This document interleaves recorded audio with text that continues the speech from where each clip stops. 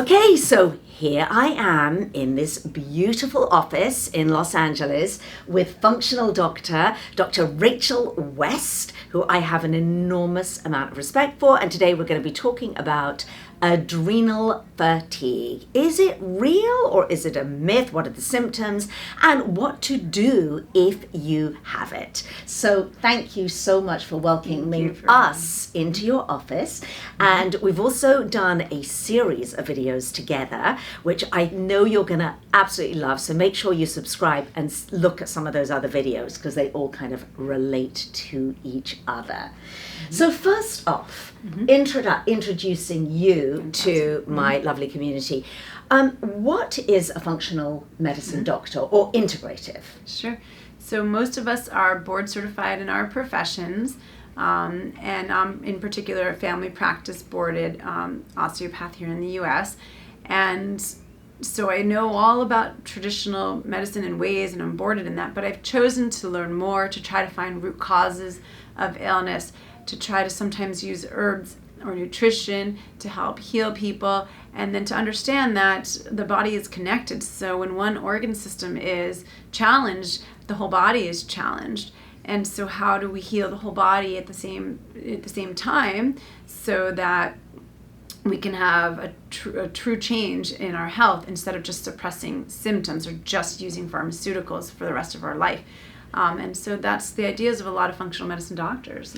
That's fantastic. You know, when I come in here, and I'm a patient of Dr. West, so when I come in here, compared to my other internist doctor, the testing will be extensive. And I think that that is part of it, isn't it? Because it seems to me, from a patient's perspective, that the difference is that when I go see my doctor, he will go, oh, everything's fine. You know, you're in range for this, no problem at all.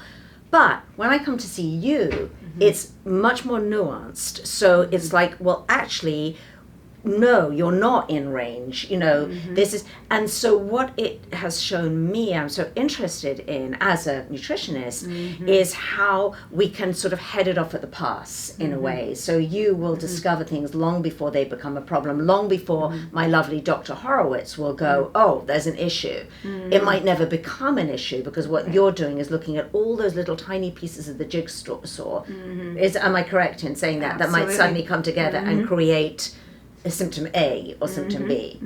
And then conversely, why I'm so passionate about what you do and Dr. West's approach is that unlike, you know, the sick care system where you're just, you know, giving somebody a medication to fix a symptom, what is so scary to me about that is that one medication can create a cascade of symptoms, and then you're on a road to hell in many ways.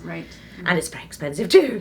All right, so we're chatting about adrenal fatigue. So is adrenal fatigue or adrenal burnout, is it a real thing? Because I'm hearing from other countries, and I've had comments. I had a woman from England say, my doctor said it's not even a real thing. So what's the deal? So it's very, very, very real. We have tests that can help diagnose it. In medicine, we like to put things in little boxes, and then we like to give them names. And so we'll get a bunch of symptoms, and it'll get a name, and then we feel good about that, and then we add some medicines to heal that box. But there's these gray areas in medicine where something may not be completely severe, but it will still be low or depleted. For instance, severe adrenal fatigue can be Addison's. Now, Addison's can also be a genetic issue, but as can adrenal fatigue. Some people have a genetic tendency to be fatigued easier. But we can do certain lab tests to diagnose it, and then there are definitely clinical symptoms that are indicative of a low cortisol state, and that's what adrenal fatigue is. Oh, let me stop you there for a moment, because with your brilliance, often, you know, Dr. West will often just go off on a tangent. I'm like, well, wait, it's all this incredible information that's coming out. So just back to sort of adrenals for dummies. Adrenals what are they for, and how do they get out of balance? They're glands that secrete hormones, correct? Exactly. So we have 2 adrenal glands. They're actually very little, and they live on top of our kidneys in our mid back, and they produce cortisol, and they make mineral corticoids. And so they help balance our minerals in our body, and specifically the sodium potassium pump. And then they help produce cortisol, which is what gets us up every single morning. And so that's one of the reasons why we look at cortisol levels, because some people will be low in that. And, oh, Dr. West, cortisol is so bad for you. Well, high cortisol is a sign that you're in the midst of a lot of stress. So we want our cortisol to go up. You know, we have that typical example of someone caught under a big truck and you want to lift the truck up and get your loved one out. You're going to pump a bunch of adrenaline and a bunch of cortisol and every bit of energy that we have to get them out. And we call that fight or flight, or you're running from your tiger, fight or flight. But we don't want to live our lives in fight or flight, but many of us do. And when we live our entire life in fight or flight, our cortisol will start to lower over time. And so if we support the adrenals, or we support the cortisol in our body, then we can start to live our life from a healthy balance instead of everything throwing us into a fight or flight. Mm-hmm. You know, what's so interesting is that when you explain it like that, it's like, well, of course it's a real thing. Right. Because if your adrenals aren't pumping out the requisite cortisol for you to function properly through your day, then what are the symptoms, basically? Sure. What are the symptoms? Because they're very real symptoms. Sure, very, very real. So when the cortisol's low, number 1 thing is fatigue. Number 2, you'll get that water bloating look that a lot of people have. Salt and sugar craving. You'll be living off of an adrenaline rush instead of off of healthy cortisol, because cortisol suppresses the adrenaline. So anybody that's kind of addicted to adrenaline, addicted to being late, addicted to adrenaline activities, typically will be adrenally fatigued. You can have symptoms of thyroid issues, so fatigue. Interestingly, in the beginnings, you will get a low blood pressure because the fluids are actually leaving your vessels, and that will cause you to feel dehydrated. So you'll be thirsty, and when we're craving salt, we actually are thirsty, but most of us will go grab water, but you actually are craving electrolytes. You're craving minerals, specifically potassium. So salt craving or a lot of thirst, low blood pressure in the beginning. And actually what happens is we get weak, and so we live on our ligaments instead of using muscle tone. We get lower muscle tone when the adrenals are tired. This is an easy one to diagnose, but blue circles under the eyes. Anything inflammatory can also be related to the adrenals. So rashes, and even joint pains. And then this is interesting, anxiety, because if you don't have enough energy, which is cortisol, to do what you're supposed to get done that day, then that project seems like a mountain too big, right? You don't have the energy to get up that mountain. And so you'll get anxiety. So a low cortisol state will make life seem too difficult. And so you get anxiety, which can lead to depression as well. Insomnia. A lot of times we go to bed with too much adrenaline from our day because we are adrenally fatigued, and then we can't sleep because we're kind of all adrenalined out, or that coffee that we drank to get through the day is now keeping us up at night. So insomnia is a big part of it as well. It's amazing, and how sad that there's probably so many that are undiagnosed, if you like, even if it's self-diagnosed, and you're reaching for that coffee first thing in the morning, and then later in the morning, and then in the afternoon, because you just, anything to get you, as you said, to be able to do that project, climb that mountain as a mum, to like face your kids at the end of the day, to just function through your life, and yet it's not, the coffee, I would imagine, makes it worse. Right. So for some people, especially, coffee will cause more anxiety, and that is a genetic tendency. For some people, which is many, coffee will also cause insomnia. And so then you're not sleeping, then the adrenals are further from ever healing. And so some people can break down their coffee quickly and they can get away with it. And this is a very close one to my heart, but I think a large portion of postpartum depression that, thank God, the world is even talking about these days is postpartum exhaustion, or postpartum adrenal fatigue, because we all know everything we do for our, all the waking up in the middle of the night to take care of our baby. And in this world now where we're not getting enough help, we're doing it alone. So many moms are just burnt out, which is adrenal fatigue postpartum. But this can happen after a big surgery. It can happen after graduate school where you're studying all night long. It can happen after travel. Jet lag is really adrenal fatigue. That's what jet lag is. And some of us pop back from it faster than others. The one symptoms I forgot to say is when you are adrenally fatigued, you will get sick more often and you will stay sick longer. So the viruses can grab you and hold on to you easier when your adrenals are fatigued. Which is why a lot of times cortisol is given as a treatment in viral illness. Asthma and eczema are end-stage adrenal issues. Those are inflammatory issues from a low cortisol state. And for all you menopausal women out there, I'm sorry, but not just do our sex hormones go down, but guess what? Our stress hormones go down too as we age. And so for menopause to be a little easier, unless you're taking incredible care of yourself or you've kind of gotten to a really peaceful place in your life at this time, if you're still running around, there's a chance, much easier to fall into adrenal fatigue as we age, because yes, naturally those hormones do go down as we age. And so our stress resistance is less as we age, unfortunately, for many of us. Amazing. I mean, it makes it seem absolutely ridiculous that anybody would say is it a real thing, because it really is. Right. What about, as you were talking, what about weight gain? Is that is there any relation? So and weight is so important, especially for health. And so in the beginnings of adrenal fatigue, a lot of us are actually underweight because sometimes we'll have malabsorption or we're not hungry and we'll just kind of nosh a little bit.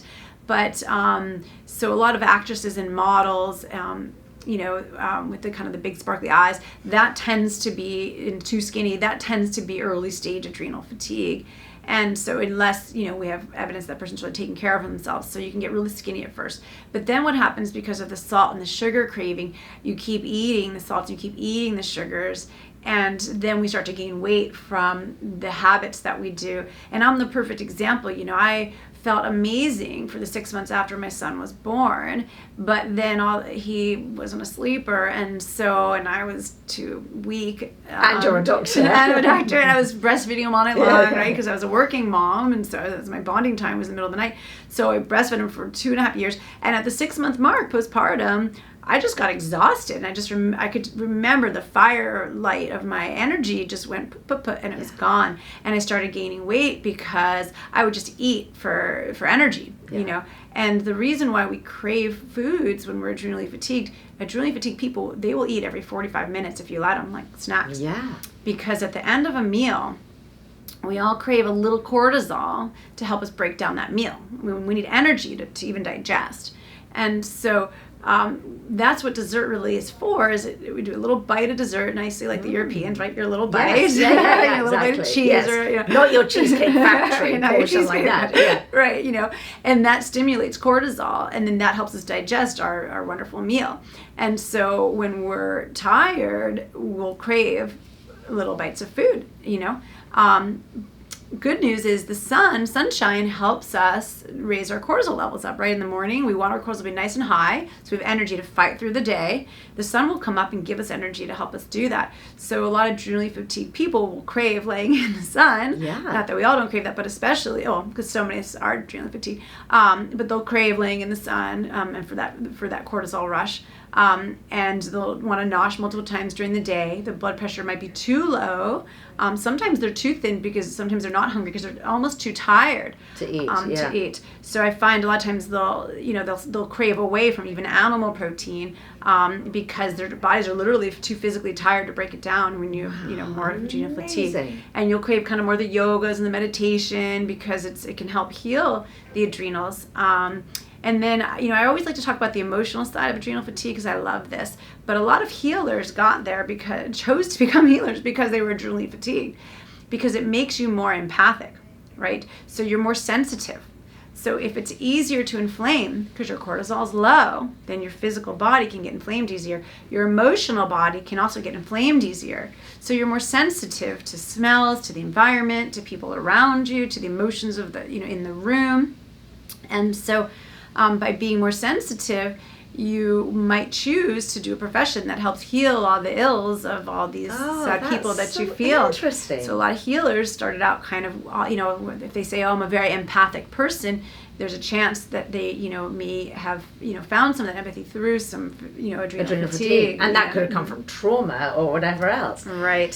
So that then is a beautiful segue into if we have adrenal fatigue, and you could probably know that you've got it through the symptoms that Dr. West has just described, and there are also tests that you can do, correct? And we'll put some of those tests under this video, so you can, if you go to your doctor and you suspect you have it, but you want to see it in black and white, you could actually go and have those particular tests done. But if you know that you're adrenally fatigued, what to do? Can you just give us a little summary of what we should be doing here? Supplements to take? What should we do? So real quick for the test, which also gives you a clue into the supplements, I'll say them quick, but DHEA-sulfate, if it's low or borderline low, you'd want to take DHEA. This is not for children. This is just for people that are, women post-menstrual cycle, or boys in their 20s or older, and then anybody else. Pregnenolone, that's a blood test. I also treat children with pregnenolone. Yes, children can be adrenally fatigued, and that does explain some of the hyperadrenaline type symptoms that people have. So you can take pregnenolone if your pregnenolone is low. I recommend anywhere between 30 to 100 milligrams, sometimes even 200 if a patient's really low. You can check cortisol in your blood, and then most patients I'll put on an adrenal extract, which is a freeze-dried adrenal gland. There are herbs that go along with that, such as ashwagandha, rhodiola, taking your B vitamins, especially vitamin B5 or pantothenic acid, very important for the adrenals, but really all your Bs, they all help you with that stress resistance. Being prepared for your life, preparing for whatever it is you want to do with your life or your day. Stress resistance builds, just like muscles build. When we get good at something or we do something, it becomes easier to do it. We're less stressed while we do it. That also is very important to prevent burning out and having chronic stress.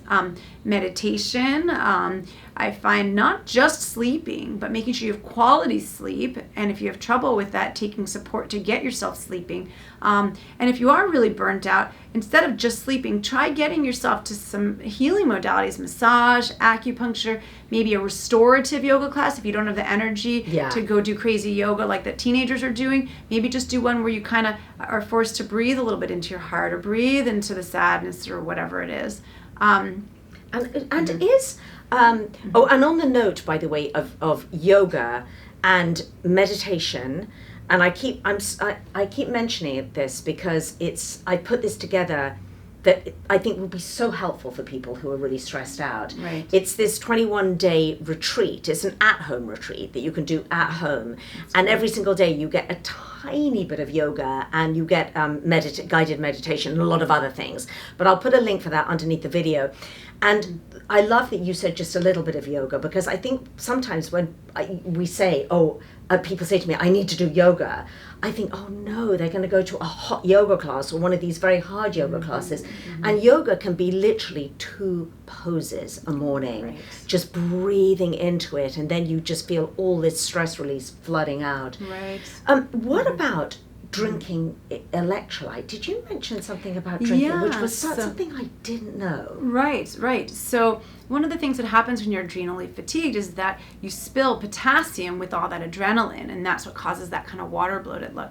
And so when you're thirsty, which you will be when your adrenals are fatigued, and you just drink straight water, it's going to deplete your system or dilute the minerals that you have. So your life feels like a marathon to you. And we all know marathon drinkers don't drink water. They drink Gatorade. Right now, Gatorade's a little too much sugar for me in food coloring, but the concept is to get those electrolytes in. So I recommend coconut water, kiwis, pecans, a little banana, and maybe miso soup, chicken broth, but celery juice. Everybody's Celery going on juice. about celery juice. Yeah, I'm not sure anybody wants to hear anymore. I about know. celery I did a video where I wanted to myth bust it, but then I came away going, well, it does have a lot of electrolytes. Sure, a lot of electrolytes. Yeah. So celery juice is wonderful too. So, but vegetable juices in general, So the idea is you can have your plain water, but make sure you've also gotten your minerals, and you can buy electrolyte formulas as well to bring with you places. There's a Quinton is a brand that sells little glass vials of seawater that are electrolytes. So, but the idea is that you want to make sure that you get those minerals back in your body so that the water actually stays inside your vessels, and that will make you feel more hydrated. My favorite is a nice bath in Dead Sea salts to get my body hydrated. I love doing that. And if you're not a big bath taker, you can get you can mix the sea salts in a jug with just some oil, and you can just kind of put it on your skin in the bath, especially for men who don't take baths as much as women. And so those salts from the Dead Sea salts are very hydrating after a long day. Is there a difference between sea salts and Epsom salt? Yes. So Epsom salt is specifically magnesium sulfate salt, and magnesium is one of the most underappreciated minerals. It is calming, so great to do at night. Again, if there's no sleep, if you are constipated or bloated, like we talked about, very important that we stool every day for health and bringing down inflammation. So you can take magnesium orally. So, but the Epsom salts, magnesium is also a vasodilator. So the Epsom salts are known to relax our muscles, because magnesium also relaxes the muscles, and calcium contracts them, magnesium relaxes them. Dead Sea salts are a mix of multiple different minerals. And there's a lot of good salt quarries around the world. So, some people are like, oh, Himalayan salts, or, there's so many different amazing... Dead Sea salt. There's so many, but they're wonderful. And I'll put a link to some of those to magnesium that I really like, a magnesium soak, and to some sea salt soaks. And this is just, I feel like we need 2 hours on adrenals. I think that it's just such a great subject, and I hope that you've enjoyed this. And what started with, hey, is it a myth, is like, clearly it's not a myth. Clearly a lot of people are suffering. You may be suffering, and now, thanks to you, Dr. West, we have a solution. We have some steps that we can take, and in at least addressing this issue that really might be bringing you down, literally bringing you down. And what I also want to mention is that if you live in California, you might be able to even come and have an appointment with. We're here, Dr. West is in Los Angeles, but also you could arrange a phone consultation. So we'll put details for that underneath the video. And please look at the other videos that we've done in this series, because I think you're going to find each of them as illuminating and as useful as this one. Leave us comments, and if you would like to have Dr. West back, and I certainly want to be sitting in this office. She and I have already said we need to discuss, there's so many different topics that we want to cover, and we've only just scraped the surface in this little series we've done. So check out those other videos and let us know if you want more from where this came from. And thank you so much. Thank you all for listening. Bye-bye. If you enjoyed this video and don't want to miss any of my upcoming videos, please subscribe and make sure you click on the bell icon next door to the subscription box so you'll be notified as soon as a video goes live. Also, make sure you turn on the notifications for YouTube on your phone.